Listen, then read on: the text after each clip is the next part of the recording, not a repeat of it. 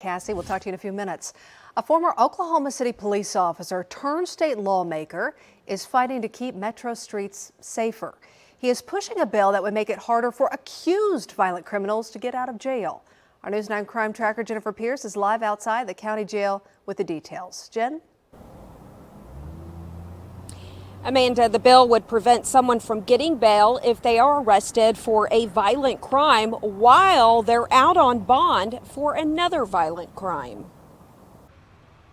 It's about protecting our citizens from violent criminals. Representative John George knows what it takes to keep city streets safe. I spent 32 years in law enforcement, so that's my background. George says House Bill 3782 has received bipartisan support. So what this bill says is if you're out on bond for a violent crime and you get arrested for another violent crime, you can be held without bail. They bond out, they're going to commit these same acts. Law enforcement spoke out last October when Kameron Jenkins, out on a $1,000 bond for procuring prostitution,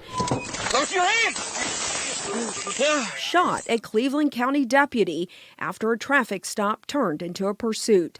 Jenkins had a lengthy violent criminal history. If we can prevent one person from being a victim from a guy that should be locked up, then that's a great long-term goal to have. George is also working on a bill that would increase the prison sentence for someone convicted of assault and battery on an officer. A judge recently sentenced D'Angelo Wright to 35 years in prison for brutally beating an Oklahoma City police officer last year.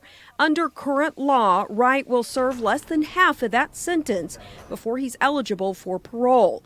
George wants to increase that crime from 45% to 85% before someone is up for parole. These are the things I saw through the years that I want to try to fix. And George says if he can't get a bill for increasing the time served for an assault and battery on an officer in this session, he will next year. Live at the Oklahoma County Detention Center, Jennifer Pierce, Oklahoma's own News 9.